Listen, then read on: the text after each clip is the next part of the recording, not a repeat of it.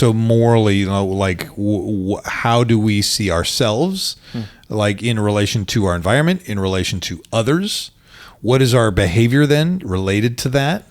What is our responsibility related to those things? I mean, you could even say, look, at adolescent 12 to 18 years old, I might have a responsibility to figure out who I am, start to develop who I am. But also I have this social component where I'm going to feel like, well, that's where the like imaginary audience comes from and everything else. And like people are watching me, people are judging me. So you're going to base, believe it or not, your morality based on what you think others want from you. Namely your peers, not necessarily your parents. Right.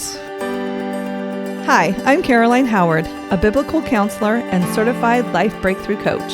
And I'm Chris Oneth, marriage and family therapist and executive director of Downey Park Counseling Associates. Welcome to Our Next Question, where we attempt to answer the questions of life through conversations in psychology and Christianity. Remember, this is a place of discovery and definitely not the final answer. We're back. I'm starting. Oh, thank Even God. though you're thank not- God someone's starting. Even though, because otherwise you're just going to sit there and... Wait, do we have our icebreaker? Yes, I have this one. Oh, that's right. You said you had this one. I know. Thank God, because I was super distracted. Well, I got to keep in mind the time. Okay. We're back.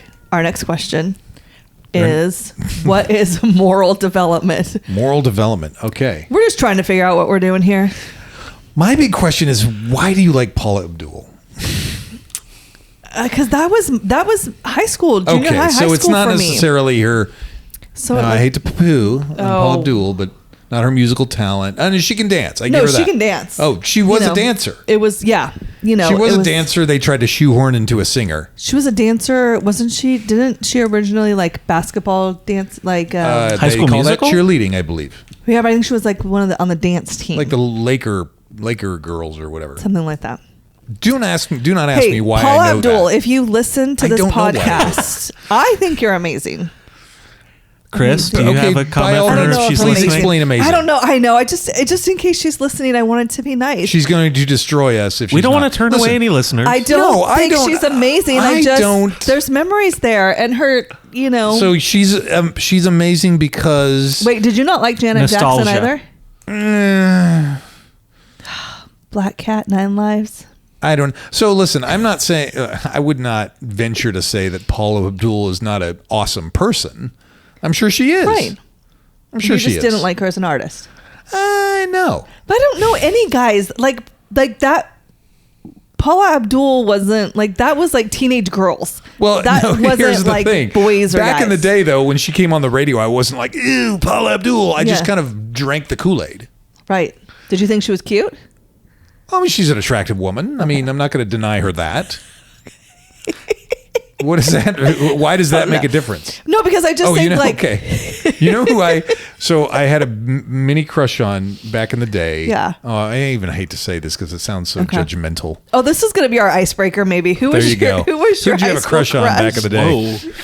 Whoa. So I used to really like who didn't like the Go-Go's, you know? Oh, the Go-Go's are good. And did they? I don't know. Maybe I'm sure they wrote their own music. Anyway, so Belinda Carlisle, I thought was a cutie. Yeah. And I think, and I've talked to Melanie about this. She knows that like I saw her in an interview and she didn't seem very intelligent, and that just kind of killed it for me. Oh. Well, and again, she could have no, been. that makes sense. She could have been major intelligent and Just nervous one in bad the interview. I know. Right? Did you judge like it people when she on took one off? Like, thing. did you like her solo career that she had? No, not even kind of. Really? See, No. I think I Circles in the listened. sand. Yeah, I was more of a because I'm a little bit younger than you are. Yeah. So her solo career was more in my time frame. So that's I knew her more for that than being a part of the Go-Go's. Oh, I see. Yeah. But Go-Go is so catchy. It is catchy. Vacation, all I James ever Dean. wanted. I had a poster of James Dean on my wall. James Dean, way before your I time. know. So Luke Perry, who was of Marlon Brando. that would be That's weird. a new one. That would be weird. Never heard that voice. One of these days, Rebel Without a Cause, such a great movie. James Dean. Rebel Without a Cause. So I haven't seen that. I haven't either. You should watch it. I Good should. movie. James Dean. Movie He's night. the looker. He looked like Luke Perry. He was a looker. Who was Did you just say that? who was an actor in my time. Well, no, he's actually passed now. 90210, the original. Yeah, that's true. And Luke Perry looked a lot like James Dean. Oh, and sure. So that was... It was just variations of all. I'll have to see Rebel Without a Cause. I did have a poster of Marlon Brando on his Triumph TR6 motorcycle. You probably still have that. But it was really more the motorcycle for Chris. Oh, It really sure. was. But he had a trophy He cut his face out and There you go. put his Yeah. own My face. face. That's a brilliant idea. That is what I'm doing now from now on. Well, and I recently watched the film, and it's not like, oh, riveting, but he's essentially riding down the street, and it's totally like a backdrop thing where he's not actually riding a motorcycle. Uh-huh. So wait, is he younger in this? Oh yeah. Oh, okay. Because I only yeah. know Marlon Brando as the old What Godfather. What are you rebelling against? What do you got? Anyway, and then later on he did The Godfather, of Yeah, course. that's all I know Marlon Brando for. Oh. Because again, I'm a little bit younger than you. One of these days, not Diamond. Do you even know who Marlon Brando is? Can you let me do the Yeah. impression for Sorry. crying out Well, loud? you already did it like No, 3 but times. it was stepped on. The impression was stepped on. Anyway. We're sorry you didn't get to Never your again. 100th Never again am I impression doing that for impression. the day. Luca Brasi sleeps with the fishes. Anyway, So, It's becoming a Trump impression. oh my God. Yeah. Caroline, you're the best. You were one of the best hosts. I've talked to many hosts. Many hosts I've talked to. And you're one of the best. I got to tell you that right away. Literally want to tear my ears off right now. Ouch. Where were we? Oh, I had this scene where he's riding on his motorcycle and he's got this hat on and the sunglasses, and the hat is tilted off to the side, and he's kind of bobbing his head back and forth, and I tell my wife, babe, that is my next look. Except I'll get arrested in California I know because you're this picture. supposed to have a helmet. Do you want to know how I know this picture? How? It's on a t-shirt at a store right now. Oh, where? Not that I'm interested. Now Asking that- for a friend. Oh my That gosh. wasn't- I have to remember. I'm going to have to ask Nolan because he was like, oh, I said, hey, he wanted me to buy him something. He's a 13-year-old boy, of course. And I said, hey, I'll buy you that Marlon Brando shirt. He was like, okay, I'll take it. I didn't buy it for him. What store? I mean, I'm trying to remember. better not be like it was here in International Turlock, Imports. too. Oh, National Imports isn't even around anymore. isn't? No. Oh well, that's the last time I went to the mall. I know. It's over there by Walmart, by the Tesla charging stations over in Boy, howdy. Turlock. I Is it a know. t-shirt store? What is it? No, it's a shoe store, but they also have clothes. Like, it's like all Nike and like, I don't think I could do it. I think you could. No, I want to Remind say me. have something that says Triumph on it, sure, but not. Marlon Remind me Brando's and face. But here's the I'll other thing ask about Nolan. Marlon Brando, and that I've realized over the years, he's not. He and I wouldn't morally agree on a lot of things. Let's just put it that way. well, I mean, neither You would. wouldn't call him. You wouldn't have called him a faithfully married man. In other words. Okay, but you could still think he's cool. Okay, do you have a high school crush? What I think is cool is I don't think I had any like real celebrity crushes. I think Yeah. I had crushes on girls that were in my high school, but Okay, we don't have Yes. to. You don't have we to didn't- name, no one's gonna unless know you who want they to name are. them. No, I'm not gonna do that. Oh, No celebrity so crushes. and so if you're still not out there. really. I feel like that was more back in our day, like that Yeah. there were those. I don't Crushes? see. I feel like now maybe for girls with like boy bands and Oh, stuff yeah. like that, Gosh, but boy True that. bands. New Wait, Kids on who's the your Block. crush? I said James Dean. That's it. I wasn't really into like Luke celebrity Perry? culture Perry. either. Neither was I. Yeah. I did have a crush on Pat Benatar. Oh, Pat Benatar. Page. Now- Tommy Page. Do you remember the Page? singer Tommy Page? Oh, Tommy Page. He didn't do a lot, but I got to go to one of his concerts, so I had a crush on him. 'cause Seems I like went to we've his talked about concert. this before because I think I remember bringing up Pat Benatar. But anyway, doesn't matter. I don't know how So much looking I have at. an interesting transition because Oh, do you? Chris, you said Thank goodness. you wouldn't go like Marlon Brando on a bike because it's illegal to drive without a helmet. Sure. But he Not wants to be because invisible. it's a bad idea for you to be driving without a helmet.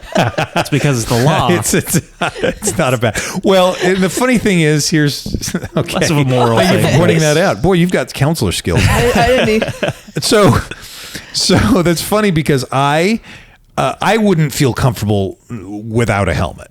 First of all, I've ridden on my bike with a half helmet, and it's so noisy and so windy given the style of bike that I have. Oh. And it's like, I need like a big fat fairing and everything else to keep me from all the wind noise and everything else, which then that wouldn't allow me to do other things on my motorcycle. Anyway, So there's that. And then the irony of it is I cannot ride 10 feet in my car without wearing my seatbelt because I don't feel secure. Yet I ride on my motorcycle, and that, of course, does not have a seatbelt. That's interesting. Isn't it? The first time I rode a motorcycle, it was with no helmet. And it felt wrong. So my wife rode my motorcycle. She rode with me on my motorcycle, and we didn't have helmets because we were going to a neighbor's friend's house. Oh. Like, I sound like neighbor's friends. No, a friend who's also a neighbor. We were going to their house. Yeah, And so it wasn't that far. Top speed of 25 miles an hour. Ooh. And she still was like, now, I finagled her into, I had her say, well, I asked her, babe, if we go to a concert at the Fruit Yard, Yeah. would you be willing to ride on my motorcycle with me? The Fruit Yard is Not that 2 far away. miles, Yeah. maybe, if Yeah, that. if that. And she said yes. She said yes. So, Did you get tickets? well, this Thursday, we're going to see Dwight Yoakam Nice. at the Fruit Yard. And I'm telling you, and so, babe, I bring it up to her, babe. You said you'd run, and she's like, But parking would be a lot better if we took our motorcycle. Would. It really would. Yeah. And then getting out of there would be a lot easier too. Yeah. I mean, technically, you Plus- could just walk. Nah, that would be a stretch. That would take a while. Plus, dark on the side of the road walking, and nobody wants that. We could be home in 2 minutes with the motorized Velo there. Well, let's talk about your moral development since Let's do that. You like Marlon Brando and you want to be invisible.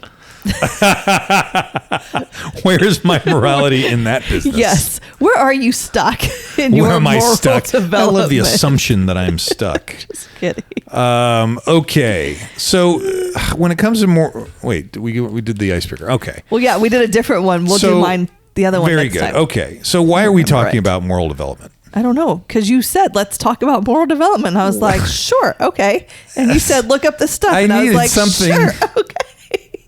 Listen, I hit the ball, you hit the ball back, okay? I hit the ball to you, you hit the ball back to me. We're not playing pickleball? That is pickleball. Oh. Yeah. I hit the ball back to you. I hit you the ball by saying, hey, why are we talking about this? Now, you answer the question. I did. No, you said, I don't know why. Oh, because you sent it to me. Yeah. You were such a junior hire. The whole logic you're using me. is that you're developed, you're underdeveloped. Anyway, I okay. feel So like the I've reason regressed in my then I will development. provide for you the answer. Wait, you're looking let's for. do it the opposite way. Okay, what? Why are we talking about moral development? Well, funny you should ask, Caroline.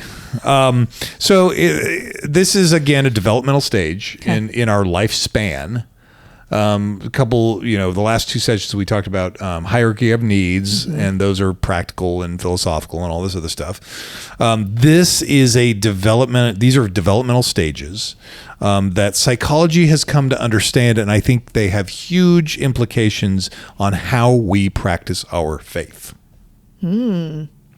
Because in these stages, these theorists have pointed out that oftentimes we don't move from, we need to move from one stage of development to the other. Sometimes, yes, it is based on age. Yeah. But also at certain ages, we can become stuck. Yes. In a type of, in whatever stage of moral development we are in. So what sticks us? What? What sticks us? What makes us stuck? What sticks us? I was going to say what How do we get stucks unstuck? us. No. What makes us become stuck? I'm still talking now like that's a junior great hire. question, because what does that's why I funny. asked it. You had this kind of whimsical look on your face, and then I said that's a great question, and you were like, come to think of it, it is. So what sticks us, or what jeez, thank you.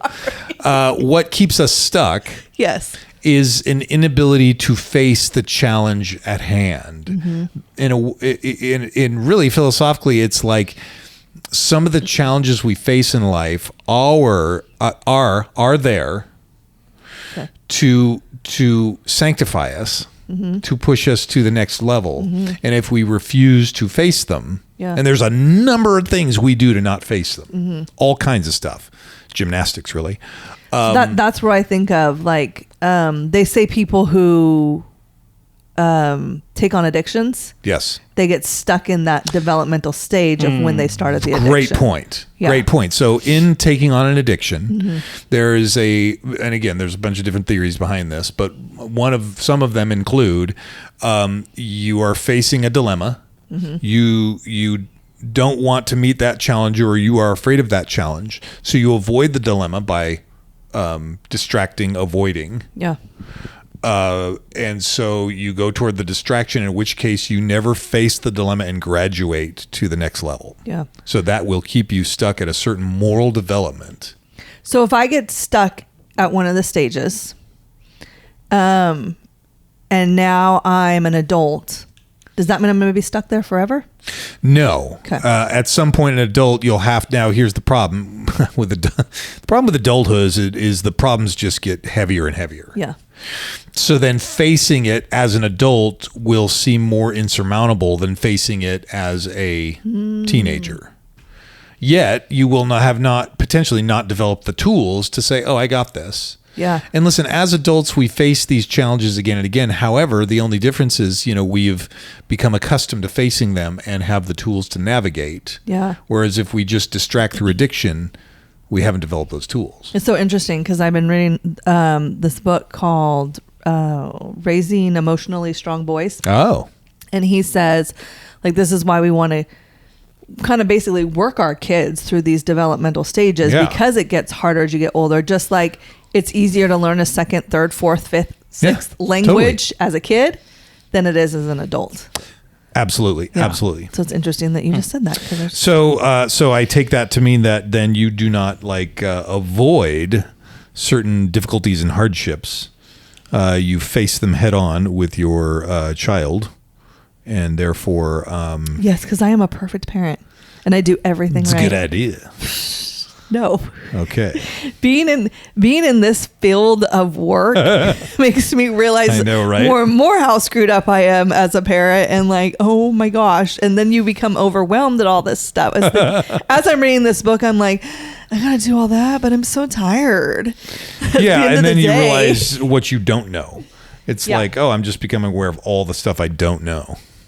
Ignorance really is bliss. Totally.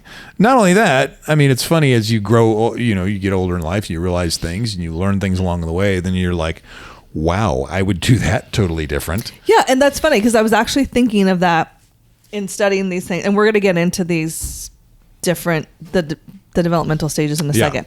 But I was thinking that because you got into this profession later in life. Yes. I got into this profession later in life. I have 2 grown daughters, but then I still have a 13-year-old at home. All of your kids are grown. They are. Do you look back and think, oh, the things I would have done different if I knew Absolutely what I know, right? Absolutely. And so that's kind of where I am with my son right now. But then at the same time, it's like, but I'm tired. Right? As a parent, it's like, and as a working parent, I'm exhausted. And so to do all these things just feels overwhelming at times. Totally. And I'm like, I just wish I didn't know it. Yeah. What are you going to do? But that's part of where, so even as we morally develop, that may be part of our moral development is and we'll talk about that in throughout in time here in these next couple episodes, where we in our age come to realize, oh, there's layers of crossover and transcendence, which that apply. It's not all black and white. It's not all I should have done this and done it this way only. Yeah. It's like we're in need of a savior and we're not going to do it perfect, and right. Our kids are going to need a savior too, and we're not that. And I don't even think that it's just because we do what we do for a living. I think because I even hear my married daughter and all her friends talk about these stages of development and all this stuff. And they're not studying this stuff, but there's so much more research and so many more books written, and you have the internet at your fingertips. So the Instagrams. The Instagrams will tell you everything. So that you can have this knowledge and be, I don't want to say a better parent, but be the best parent you can be. Sure. Yeah. Okay. Now, having said that, Yeah. we're going to cover bits and pieces of 3 different theorists here. Mm-hmm. One of those is Robert Keegan. Is it Keegan? Yeah. Can I tell you the one thing I don't like about Keegan's levels of consciousness or orders of the mind? Well, let's wait. Let's hold on. I want to know that, but let's talk about them first. Don't let me forget. We're not going to go through them. Right now, I'm just introducing Robert Keegan. Ladies and gentlemen, welcome to the stage, Robert Keegan. No, I'm just kidding. Another one we'll be talking about is Lawrence Kohlberg. Let me make sure that's right. Woo-hoo, It go is Lawrence Kohlberg. Kohlberg, who Yes. obviously there's fans here. And then another is Erickson. That's who I'm the biggest fan of. The man who, they were having struggles on what to name him. Eric, son of Eric. Yes. Yeah. Yes, exactly. It's like, what kind of first name do we Call give him Do you know what his Eric middle- Jr. Do you know what his middle Erickson. name is? Hamburger. Oh, I thought it was son. I thought it was going to be Erickson. Born Eric Solomonson. Oh. Huh. Eric Solomon. There you go. Did he changed his Solomonson. name to Yeah. Eric Erickson? Maybe it's his pen name. Because that's cool. Sure, then that's a whole different He was like, thing. I don't want to be Solomon's son. I want to be Eric's son. Be my own father. Yes. Solomonson. There's some psychological There stuff going on is right there. Wait, I missed that.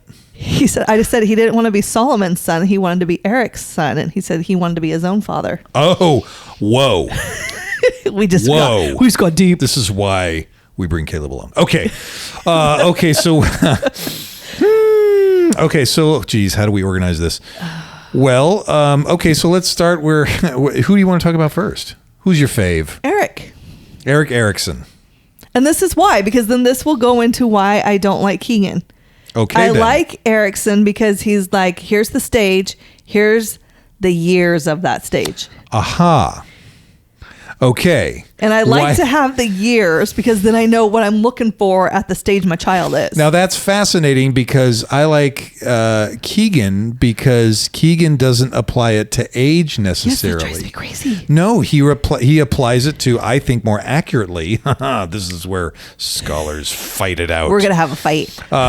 More accurately, I think he applies it to like readiness, for lack of a better term. He actually points out certain percentages of the population are at certain stages. And so he actually, well, Well, I just psychoanalyzed myself and figured out why I like the stages with the years. why?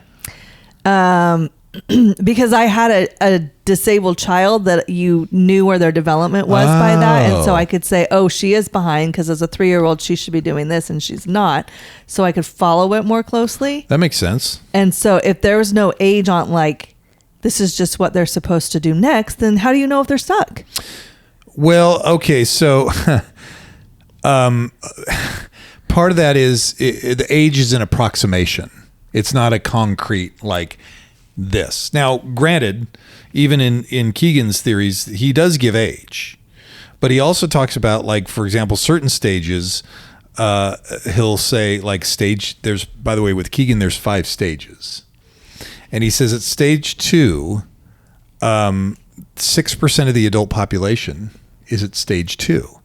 He'll say stage 3, 58% of the adult population is at stage 3, and we'll talk about which You stages should are. have sent me a link to where you found that because I don't. Mine doesn't. Well, I have just like to numbers. lord information over you. So if I sent you the link, then you would know as much as I would, and that's not fun.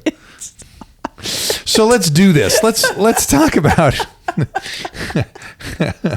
Oh, geez, the cat's out of the bag. Okay, so let's first talk about Keegan. Shall we? No, you said who do you want to talk about first? Sorry. and I said Eric. You're right. Okay, He's thank lording you it for. over you again. I'm sorry. You're absolutely right. Let's Wait, do say this. it again. I'm what? You're right. You're right, okay. No, just kidding. Okay, let's talk about this. I will also stage 1.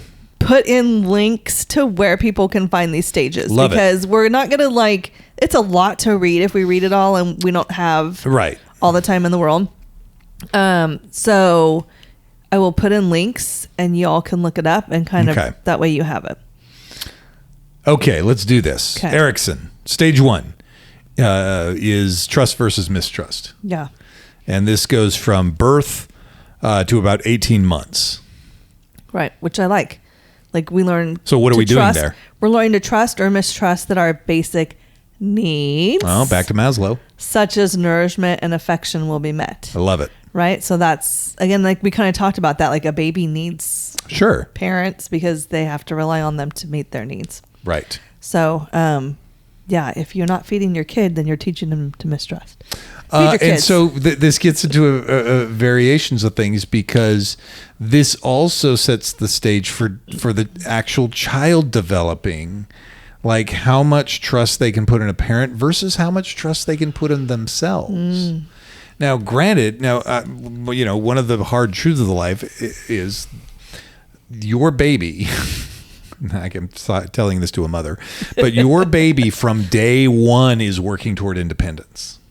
Yeah, but you would know more than I do because you like to lord information over me. So whatever. I didn't know that as a mom. No, of course you did. You just didn't want to accept it. Yeah. If your kid is still living with you at 35 and he's like, "Mom, you're at a Totino's," that would drive you insane.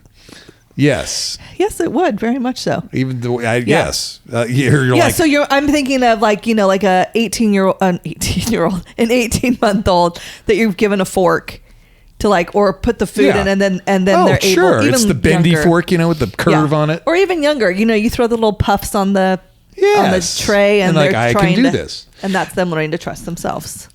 You're right. You're absolutely right. But as they put it in their eyes. It's different. Oh my gosh. So believe it or not, the outcome that at least with this chart that I have in front of me, the outcome potentially for the trust versus mistrust is, and by the way, each stage with Erickson has what he calls a conflict. Yes. Right. And so in 18 months, infancy to 18 months, or 0 to 18 months, the conflict is trust versus mistrust. What can I trust? What do I need to, can I not trust? Yeah. And so the huge event there is feeding, like a basic need. Mm-hmm. And the outcome, of course, is hope. In other words, they are like, okay, I've got this stabilized. I can have my needs met. Now, interestingly enough, right, there's the balance between baby crying, baby like, and mom coming to run to take care of baby. Mm-hmm. Now, baby then says, oh, if I'm distressed, I can go, mom will come. But at some point, mom needs to be able to say, okay, well, it's time for baby to sleep. So then she starts to back off just a little bit. Yeah. So baby goes, Then she doesn't come. And the baby goes, And then maybe she comes, right? And then People need to watch the video on this. It progresses. See your face. That whole thing progresses. Yeah. And at some point, baby realizes, oh, well, if I for a little bit, I can either keep doing this and it's tiring, or I can just stop and I'll fall asleep. Now I've realized I can self-soothe. Mm-hmm.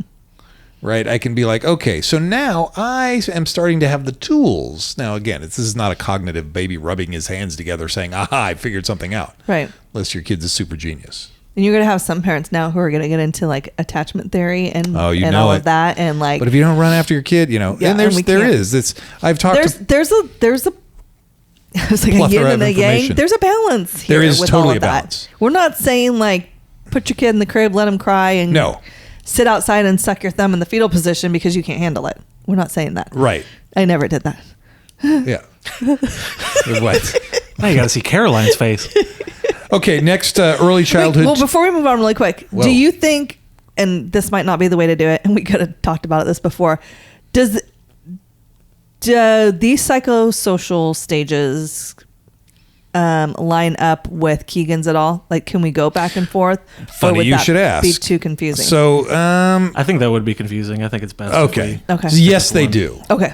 So, and all of these guys have riffed off of each other. Yeah. And it's amazing. It's needed. Yeah. Because through a collection of wisdom is much wisdom found. I just made that up. I don't know if it's true. I thought there is nothing new under the sun.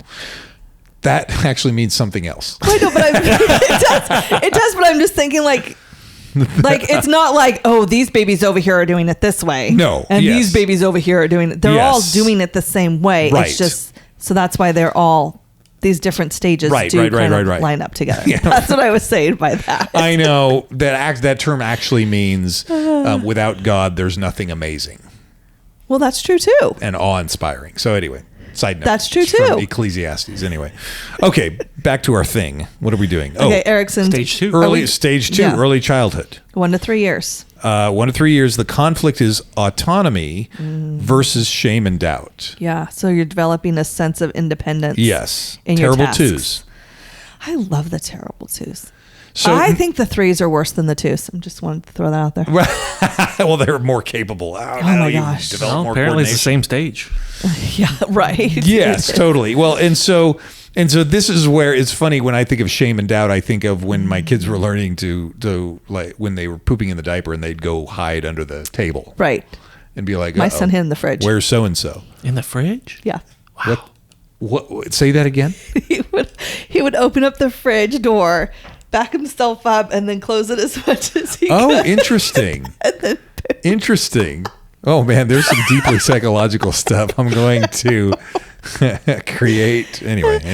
But even But like, there's a but let's talk about that in potty There's like training. this knowledge Yeah. of I'm doing something that I would rather be by myself, or it's vulnerable, or it's something's happening here that I'm not quite And so that's where okay you can, with. go with the autonomy part and be like, hey, let me guide you to the toilet and let's Right. like be a big boy, or let me chastise you for pooping Right. in your pants and then develop Sure. the shame and the guilt. Sure. Or whatever. Now we used the We poop did that, thing, but it yeah. could be a bunch of stuff. Exactly. So kid, I always think about this one with my grandson, like pouring the entire box of cereal out, Oh, yeah. Why like wouldn't you do onto that? a bowl, and Yeah. like pouring the entire, right? So that is, now, by the way, as a father in my 20s, I would have been like, you're making a mess. Oh my gosh.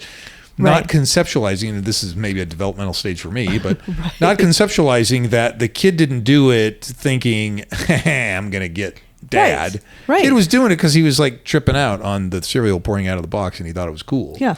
So the shame and doubt comes is the kid is practicing some sort of independence. Yes, he makes a mess, but then do you swoop in and be like, you bad boy? Right. Yeah, maybe not. You say, oh, buddy, you did that thing. Okay. Yeah. Now let me teach you how to clean it up. So the big important event here is the toilet training. Mm-hmm. And the outcome, of course, is one's own will. Yeah. Whether or not they can exact their will. Now, the fascinating thing about these stages is they can often circle back on each other. Okay. So would as we come down this developmental hierarchy here, you'll find that so ages 2 to 3 there's will that's enacted, but also 12 to 18 is a certain type of will that's enacted. Yeah. So it kind of circles back. Okay, moving right along. Okay. 3 to 5 years. The play age. The play age, yes, I have very good. Love it. 3 to 6 years. So initiative versus guilt, Yeah. and it's close to autonomy, initiative, right? They're closely related. Right. So you could even kind of lump this into from 2 to 5 years, versus shame and doubt, guilt, the very familiar. Right. So they're taking initiative on some activities, and then they might develop guilt when they're unsuccessful. Sure. Unsuccessfuls. And so they're exploring. Yeah. And their outcome is developing a sense of purpose and a type of agency. Yep. Again. Yeah. Okay, school age 6 to 11. Age, I love this. Industry the conflict is industry versus inferiority. Yep. So developing self-confidence in abilities when competent, or Yes. sense of inferiority when not. So this also gets into a social aspect because they are in school. They are around other people. Now that's in our Western culture. Yeah. Right. Yes. But they are learning to interact with others. They are even, whether they know it or not, or are fully aware, comparing themselves to others. Yeah. So they are mimicking others. They're like, oh, they can jump that thing. I want to jump that thing. And so that's where the industry, right? I can do this. Yeah. Versus I can't do this, which is the inferiority. And of course, the big event is school. Where you get to practice that a lot. Unless you're homeschooled, then none of this applies. No, I'm just kidding. I'm just kidding. Even your homeschool cohort, in order to socialize your kids. Or your cousins, your family members that you hang out with. I mean. There you go. Yeah. All right. Then on to adolescence. And the potential or hopeful outcome is confidence. Yep. Stage, where are we? Stage 28? Adolescence, between 12 and 18. 1, 2, 3, 4, 5. Stage 5. Adolescence, 12 to 18 years old. I'm doing this one. So this conflict is identity versus role confusion.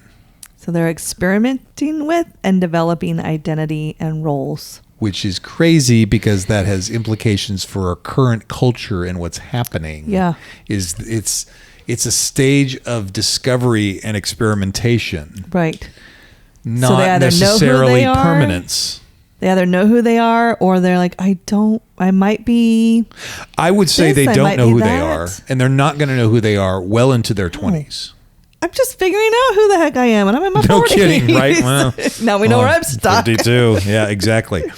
So, yes, so this is predicated upon by their social relationships. So that's why their social relationships can have such a tremendous influence on who they say they are or who they identify as. So at this stage, this is just for parents because this is what I've learned.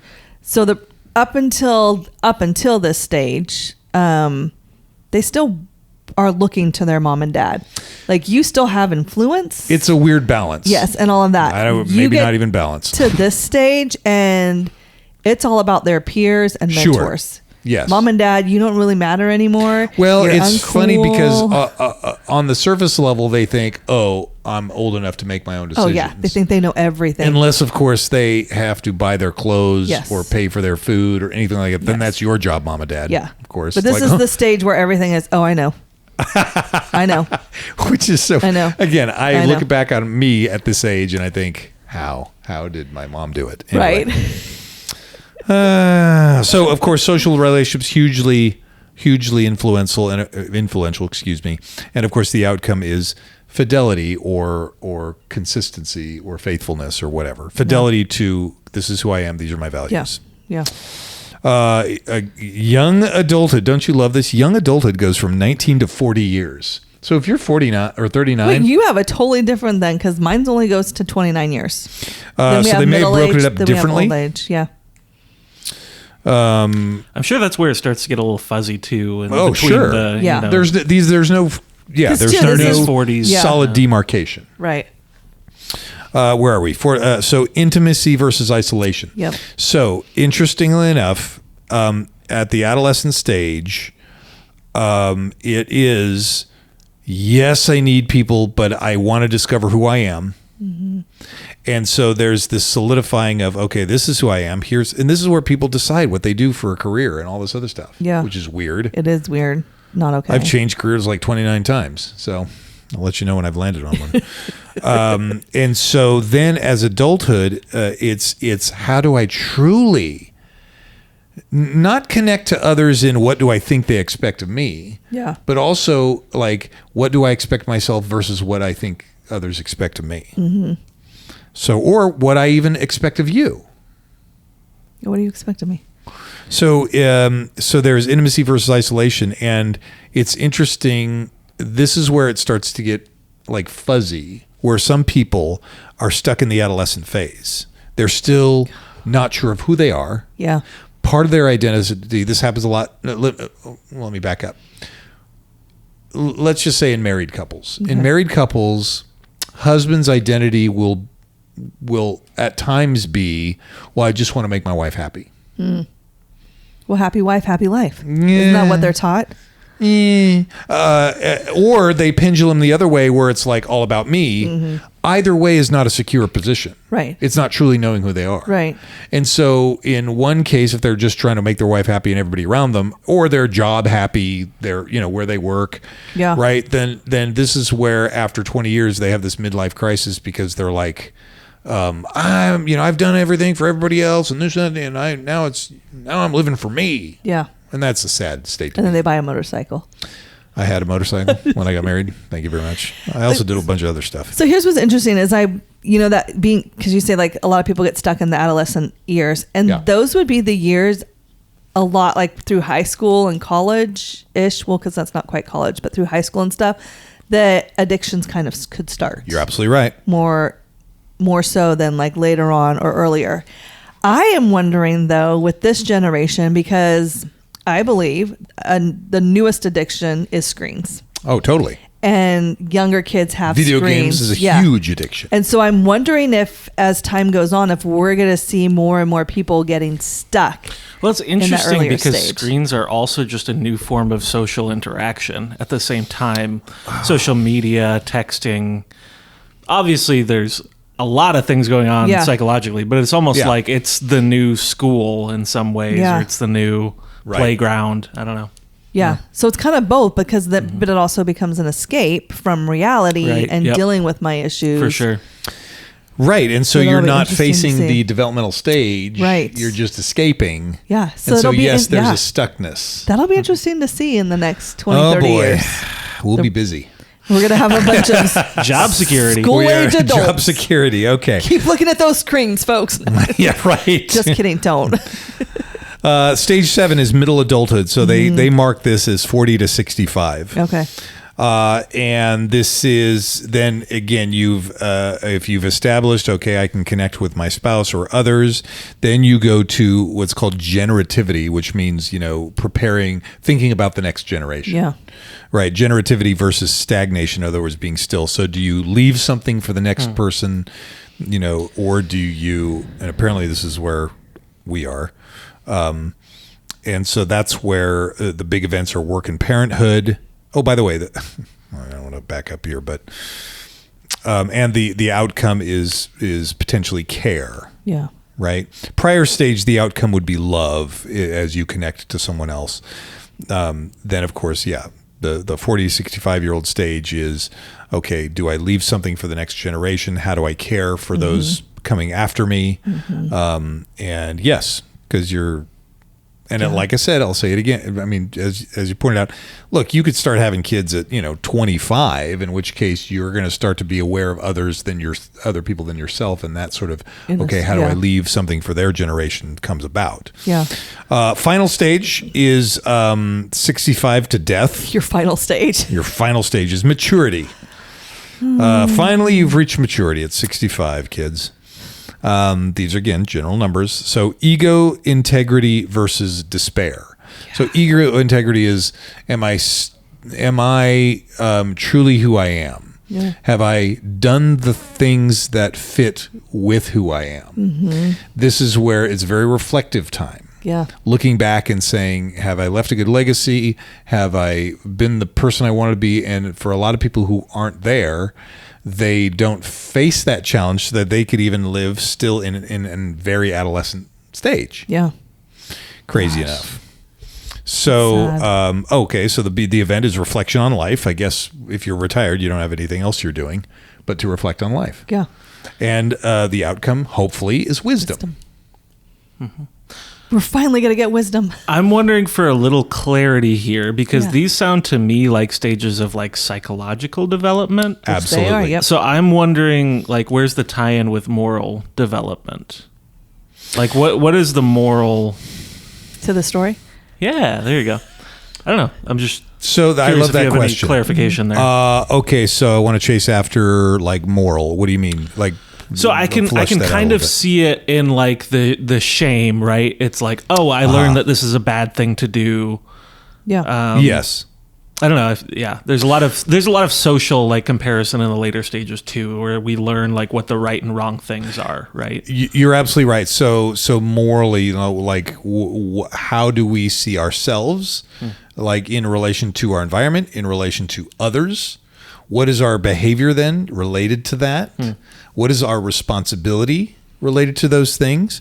I mean, you could even say, look, at adolescent 12 to 18 years old, I might have a responsibility to figure out who I am, start to develop who I am. But also I have this social component where I'm going to feel like, well, that's where the like imaginary audience comes from and everything else. And like people are watching me, people are judging me. So you're going to base, believe it or not, your morality based on what you think others want from you, namely your peers, not necessarily your parents. Right. Yes. And so does that answer? Yeah, that helps. A little bit. Okay. Helps a little bit. So that's Erickson. Okay. So we're going to save, and I hate to leave everybody dun, dun, dun, dun. on the edge. We've been here for 29 hours. But we're going to save Keegan's levels of consciousness and the and how we apply these moral developments of Keegan's and of Erickson's to next week. Yes. So I'm sorry, people. That's all you get for today. Thanks, Mom. Cliffhanger. Okay, so if this episode meant something to you, please, by all means, leave some comments. We'd love to hear what you're thinking. We would also love to have a review. So please leave a positive review and share with a friend. Or 20. Yes, 20. We'll see you next week. Ciao. Thanks for joining us today as we continue our journey talking about life's many questions. To stay connected with us, you can follow us at Downey Park Counseling on both Facebook and Instagram. You can also follow Caroline on Instagram at Relatable Caroline. And make sure you tune in next week for our next question.